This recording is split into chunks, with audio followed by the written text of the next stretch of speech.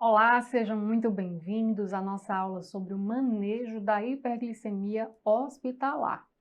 Mas antes que você pense que esse é um tema restrito ao módulo de diabetes, vamos deixar uma questão muito bem explicada. A hiperglicemia hospitalar não é uma exclusividade do paciente diabético. Nós podemos encontrar hiperglicemia hospitalar em três contextos. Ou o paciente já é sabidamente diabético, ou o paciente tem diabetes, mas ainda não tem o diagnóstico, ou então o paciente não é diabético, mas pelas alterações clínicas que ele está atravessando, ele está propenso a evoluir com elevações transitórias da glicemia. É a hiperglicemia induzida pelo estresse. E o que eu queria reforçar daqui? Quando o paciente chega ao hospital dizendo que é diabético, você já sabe, ele é diabético. Mas, se ele não tiver o diagnóstico prévio de diabetes e evoluir com hiperglicemia, você deve fazer o diagnóstico diferencial entre essas duas condições.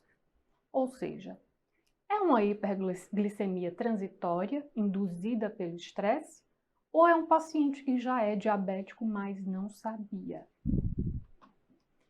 E quando qualquer paciente é internado, não importa se é diabético ou não diabético, quando ele é internado, você deve se fazer a seguinte pergunta: o paciente tem diabetes mellitus?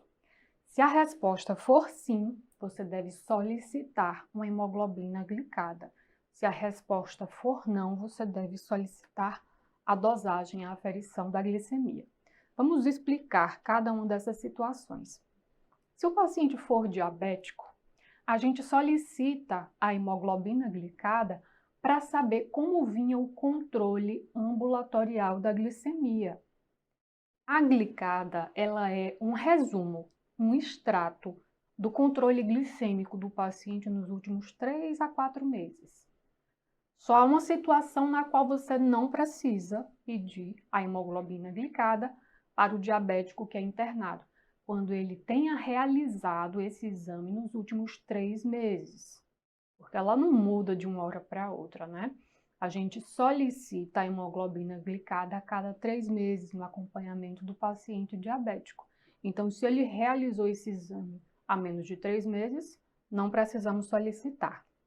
Bom, se o paciente não for diabético, a gente vai solicitar a glicemia. Mas que tipo de glicemia? Olha, pode ser o hemoglicoteste, o famoso HGT. Pode ser também a dosagem de glicemia plasmática, através de uma coleta de sangue. O HGT tem a vantagem de ser rápido e disponível, mas se for possível realizar a glicemia plasmática, ótimo. E aí, se o paciente não diabético tiver o HGT ou a glicemia inferior a 140, vida que segue, você só observa. Mas se essa glicemia for superior a 140, devemos solicitar a glicada. Para quê?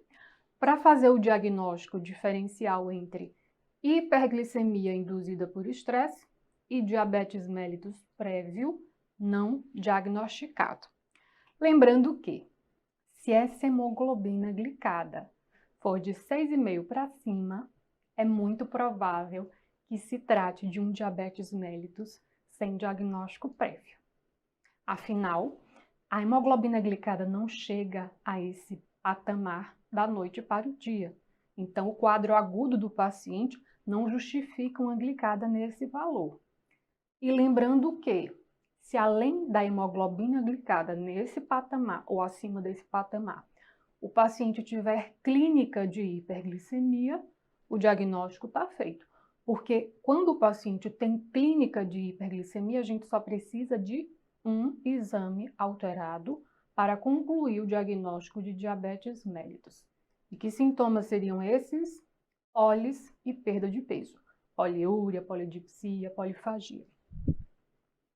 Bom, uma vez que o paciente diabético é internado, ou uma vez que você dê um diagnóstico de diabetes no internamento, ou uma vez que o paciente não é diabético, mas evolui com hiperglicemia induzida por estresse, a gente tem que monitorizá-lo ao longo do internamento.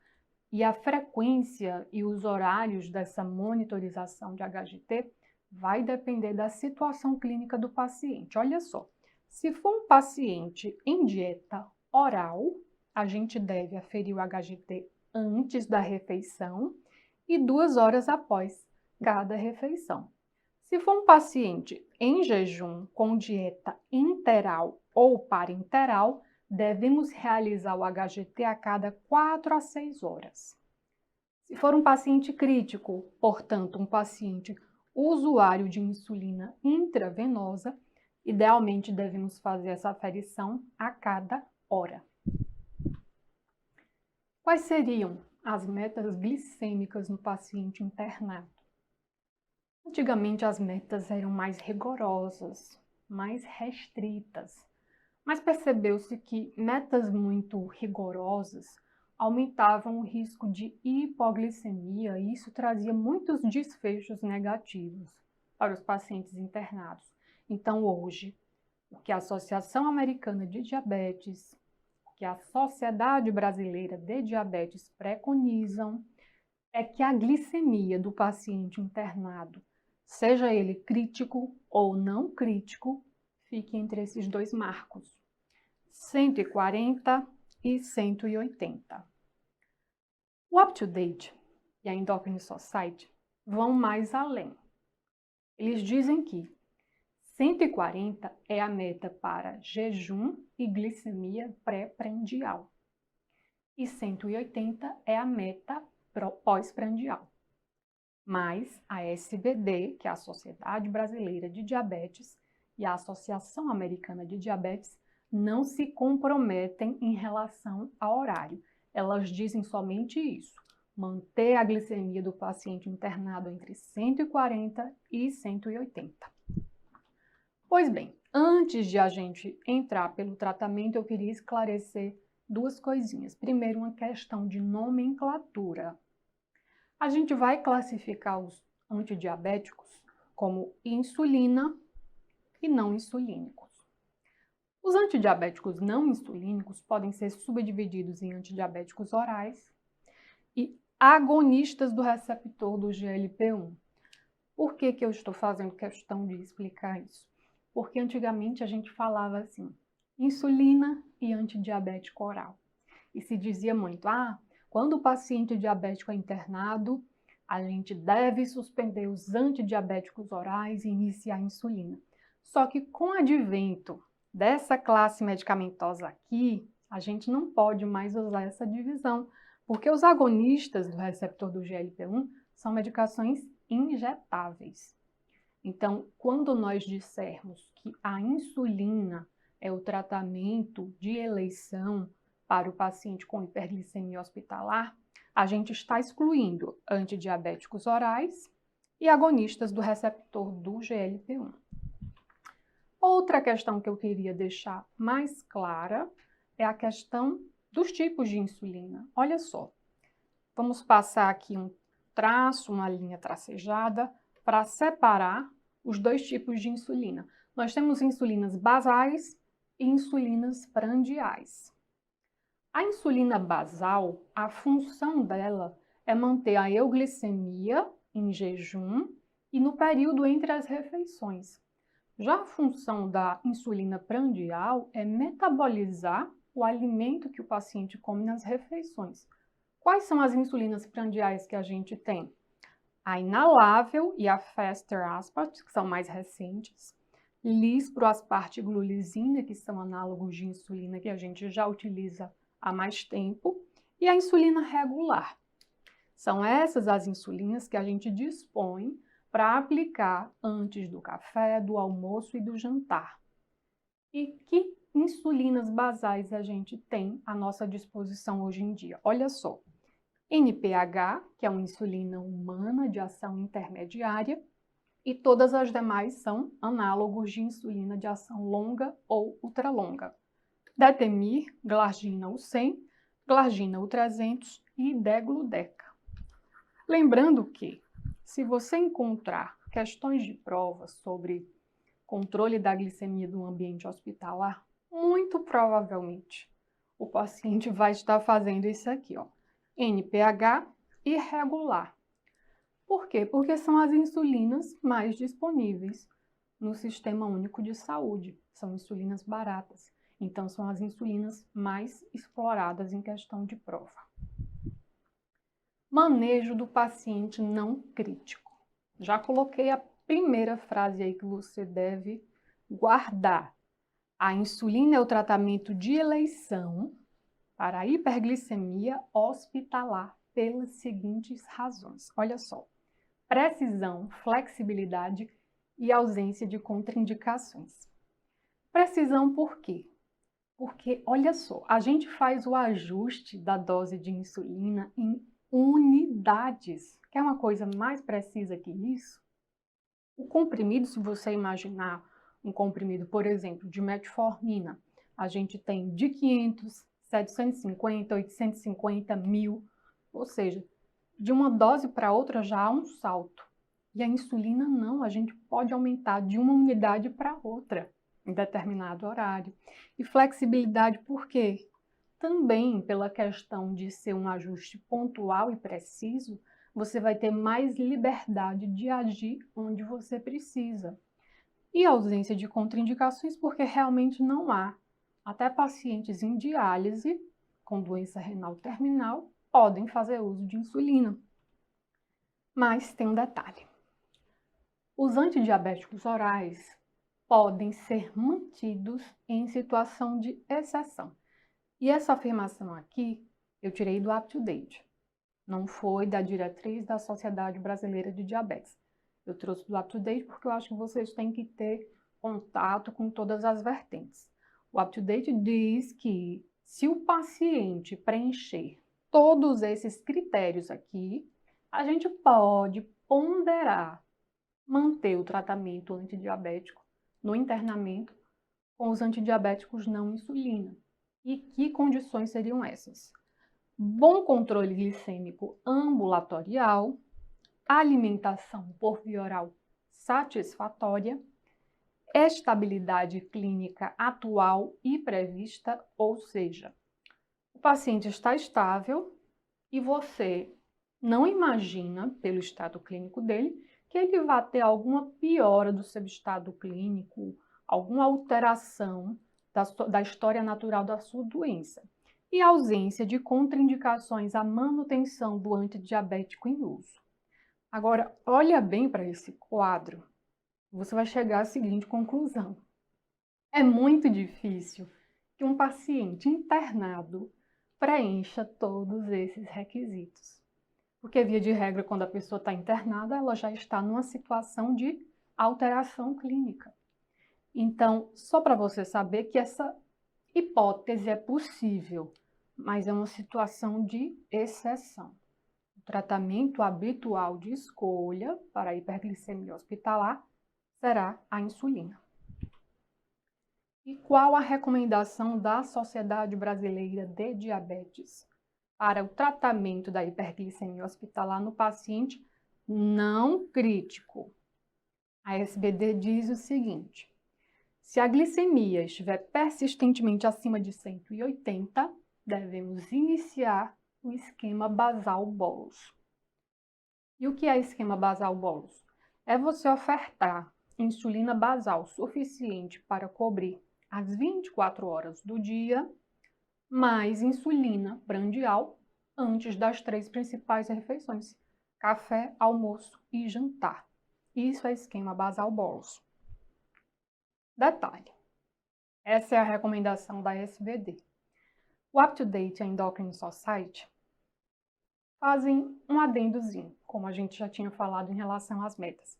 Eles dizem que se a glicemia de jejum for maior que 140, jejum ou pré-prandial, ou a glicemia em qualquer horário for maior que 180, nós devemos iniciar o esquema basal-bolus. Então, voltando aqui só para você comparar, a SBD recomenda que nós iniciemos a insulina se a glicemia estiver persistentemente acima de 180. Não interessa se é em jejum, se é pós-prandial. Já o UpToDate e a Endocrine Society recomendam que, se a glicemia de jejum ou antes das refeições for acima de 140, ou a glicemia em qualquer horário for acima de 180, a insulinoterapia está recomendada. Vamos lá, só para você entender o princípio do esquema basal-bolus. Esse gráfico, ele ilustra a secreção diária de insulina ao longo do dia. E a gente observa que o pâncreas secreta insulina de forma basal e após as refeições, ele secreta picos para metabolizar o alimento ingerido. Em média, 50% da insulina que o pâncreas secreta ao longo do dia é insulina basal. Os outros 50% são secretados como os picos pós-prandiais. E esse gráfico aqui ilustra como seria um esquema basal-bolus no internamento. Olha, a NPH, que está ilustrada pelas curvas em vermelho, nós temos duas opções em relação à NPH.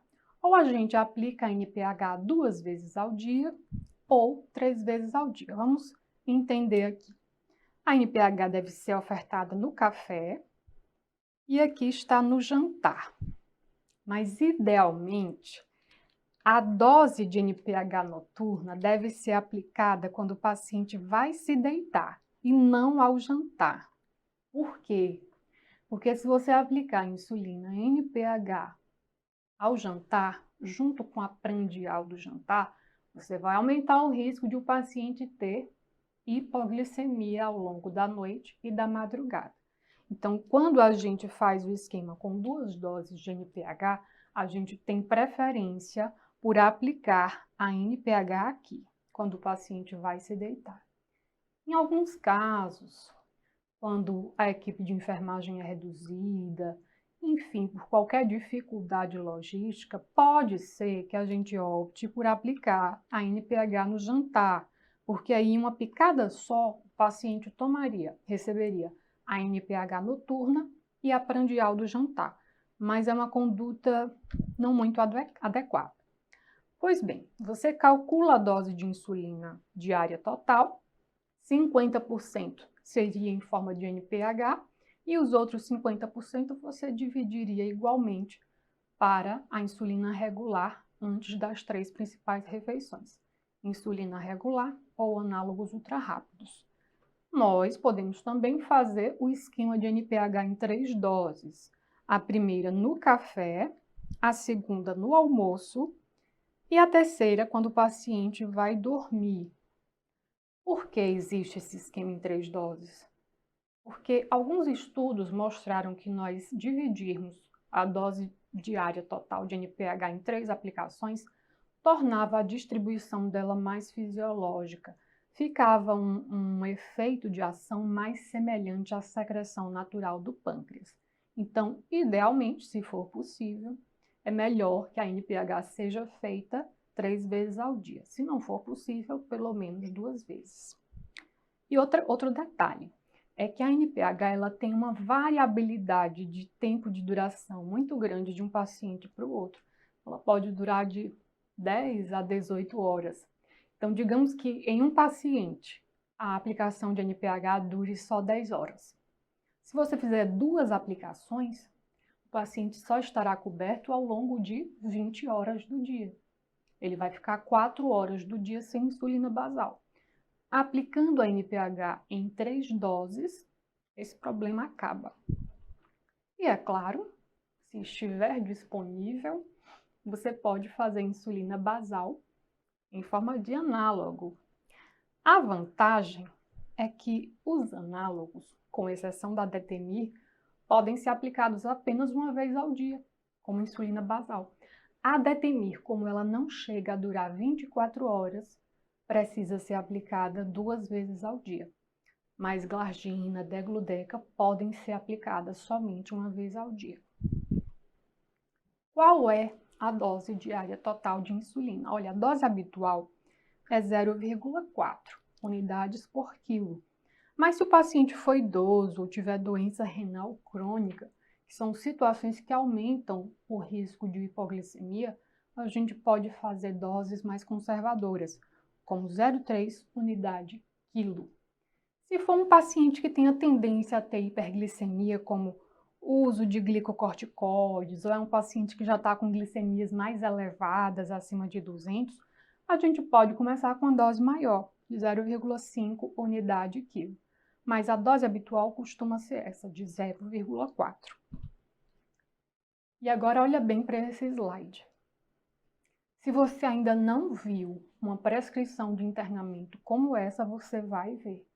Olha só, insulina regular via subcutânea conforme a glicemia. E aí ele coloca intervalos de glicemia e a dose que você deve fazer em cada intervalo. Em determinado momento, você deve comunicar ao plantonista. Essa receitinha de bolo tem nome, é Sliding Scale, que é como se fosse mais ou menos insulinização escalonada. É uma escadinha de insulina que é bastante utilizada nos hospitais por aí. Qual é o problema dessa técnica? O problema é que você está esperando o paciente ficar hiperglicêmico para agir. Você está esperando o bandido entrar em casa para fechar as portas. Então, o paciente diabético, ele jamais deve ficar internado, tendo como prescrição antidiabética somente a correção das hiperglicemias, certo? Porque você esperar a hiperglicemia se instalar para agir é deletério sobre todos os aspectos. E aí o que vai acontecer? O paciente vai fazer a hiperglicemia, você vai dar doses de insulina cada vez mais altas e isso aumenta o risco de ele evoluir com hipoglicemia.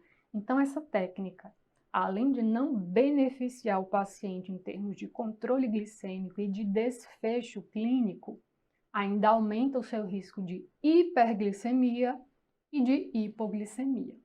Então, o sliding scale é uma técnica que deve ser evitada. Se você vir alguma questão de prova sugestionando que você vai internar um paciente diabético e prescrever isso aqui, pode marcar errada sem sombra de dúvida. Aliás, é uma questão muito recorrente nos questionamentos feitos acerca do tema do controle da hiperglicemia hospitalar. Então, glicemia, insulina conforme glicemia, caia fora. Fuja dessa alternativa porque é cilada. E a recomendação da SBD para o paciente crítico, porque tudo que a gente falou até agora, em termos de terapêutica, foi para o paciente não crítico. Olha só, a SBD diz que se a glicemia estiver acima de 180, devemos iniciar insulina regular intravenosa. O paciente crítico jamais vai ser tratado com insulina subcutânea. Deve ser insulina intravenosa em bomba de infusão. Por quê? Porque assim você pode fazer um controle mais preciso e flexível ainda.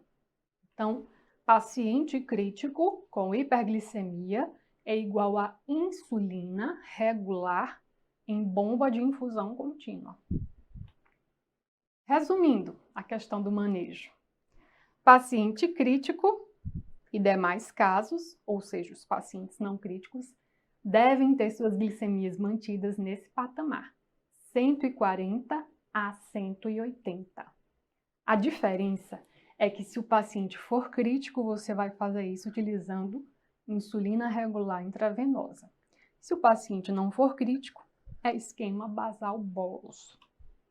Agora vamos fazer uma questão recente do Hospital das Clínicas de Porto Alegre. Trazia um paciente de 62 anos que utilizava glibenclamida e metformina e foi internado por causa de uma sepse urinária. Os exames admissionais mostraram o que de interessante? Olha, ele tinha uma creatinina de 2,5 e isso se traduziu num clearance de 26,5. Clearance baixo. E aí está o controle glicêmico do paciente realizado durante o internamento. Primeiro dia, 245, 304, 352, 309. e no segundo dia acordou com 301. Devemos iniciar insulina para esse paciente. Ele está hiperglicêmico de maneira persistente. E o que o examinador quer saber é o seguinte: qual a conduta mais adequada para o tratamento da hiperglicemia intra-hospitalar, nesse caso? Na alternativa A, ele sugere manter a glibenclamida e a metformina e associar a insulina regular 6 unidades antes das refeições, se a glicemia for maior que 200. Duas coisas erradas. A primeira coisa errada aí é manter os antidiabéticos. E a segunda é sugerir esse esqueminha tipo sliding scale. Por que que é errado manter a glibenclamida e a metformina nesse paciente em específico? Não é só porque ele está internado, é também porque ele está internado, mas ele tem um clearance inferior a 30. Quando o paciente tem um clearance inferior a 30, nós não podemos prescrever a metformina. E outra é que um clearance desse faz com que a glibenclamida tenha sua meia-vida aumentada, vai aumentar em muito o risco desse paciente evoluir com hipoglicemia. Afinal, a glibenclamida é um antidiabético oral secretagogo que estimula a secreção pancreática de insulina. Alternativa B, manter a metformina e associar a insulina NPH 0,2 unidades quilo de peso às 22 horas. Manter a metformina, a gente já viu que está errado. E iniciar somente a NPH não é esquema basal bolus, é só esquema basal. Alternativa C, suspender os anti-hiperglicemiantes orais e prescrever insulina regular 6 unidades antes das refeições se a glicemia for superior a 200. Isso é sliding scale. Não vamos fazer isso. Então, A, B e C incorretas. Vamos ver se a D está correta. Suspender os anti-hiperglicemiantes orais e prescrever insulina de 0,3 a 0,4 unidades de peso por quilo de peso, distribuída em basal, NPH e prandial regular fixa antes das refeições. Perfeito! Ele até teve o cuidado aqui de sugerir uma dose entre 0,3 e 0,4. Por quê? 0,4 é a dose habitual, mas 0,3 é uma dose mais adequada para o paciente idoso e que tenha doença renal crônica. E a prescrição do esquema basal bolus foi perfeito. Nós devemos ofertar insulina NPH suficiente para cobrir as 24 horas do dia e insulina prandial fixa, e não de acordo com a glicemia, antes do café, almoço e jantar. Ficamos por aqui. Foi muito bom conversar com você sobre hiperglicemia hospitalar e eu te vejo na próxima aula.